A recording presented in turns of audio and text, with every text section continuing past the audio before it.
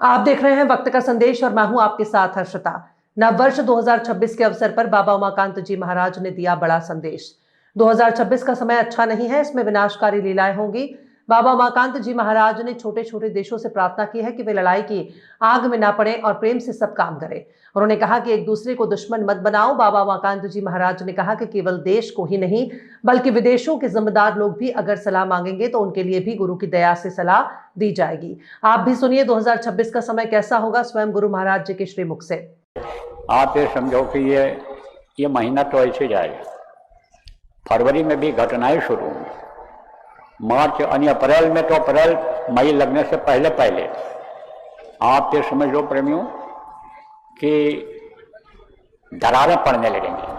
प्राकृतिक आपदा जिसको कहते हैं, दरार जानते हो, करेक्ट, धरती फटेगी। और कहीं कहीं यह भी सुनने को आपको मिलेगा कि चल के फटेगी धरती, उठेगा गुब्बारा। और सुनते तो जाओ संदेश हमारा। आप ये समझो कि धरती फटेगी और गुब्बारा ऐसे निकलेगा, इसे ज्वालामुखी जिसको कहते हैं, ऐसा होगा। यह भी आपको इसी साल सुनाई पड़ जाएगा कि ऐसा हो रहा है। और फिर भंडारा के पहले जो आग सुलग रही है उसमें लपटें दिखाई पड़ने लगेंगी। अब गांव के लोग इस चीज को नहीं समझोगे, समझा देता हूं। जैसे कहीं धुआं हो रहा हो, अब उस धुआं को अगर हवा मिल गई तो उसमें लपट निकलने लगेगी, और हवा में अगर तेजी आ गई तो वही चिंगारी उड़ करके एक घर से दूसरे घर पर, तीसरे घर पर, चौथे घर पर पड़ेगी तो गांव में आग लग जाएगी। और अगर आंधी आ गई तो दूसरे गांव तक आग जाएगी। फिर ऐसे जंगल, अगर एक जगह जंगल में आग लगे तो पूरा जहां तक जंगल है सब जगह जलने लग जाएगा। कोई बुझा पाएगा? ऐसे ही समय पर कुछ लोग कसरत कर रहे हैं। किस चीज का कसरत कर रहे हैं? जैसे पहलवान लोग लड़ने का कसरत करते हैं कि हम मल युद्ध करेंगे तो जीत करके आएंगे, गदा लेकर के इनाम लेकर के आएंगे।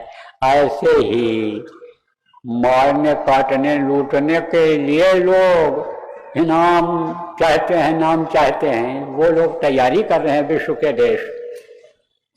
तो लड़ाइयाँ शुरू हो जाएंगी और ये लड़ाई कहाँ तक जाएगी इसका कोई भरोसा नहीं।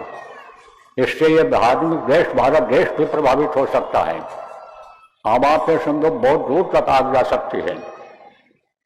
छोटे छोटे देश के लोगों से मुझे ये निवेदन प्रार्थना करना है कि भाई आप लोग इस आग में मत पड़ो। कौन से आग में? लड़ाई की आग में। इसमें पड़ोगे तो आपके देश खत्म हो जाएंगे, कुछ नहीं बचेगा। कमजोर आदमी अगर लड़ने लग जाए तो समझो कि उसका दिल ही फेल होगा, उठा के कोई पटक देगा। और जिसके बल पर यानी आपको लड़ाई का जुनून सवार है, भरोसा है, क्या मालूम स्वार्थी निकल जाए, हाथ खींच ले आपके साथ बस से और उसी में आप खत्म हो जाओ।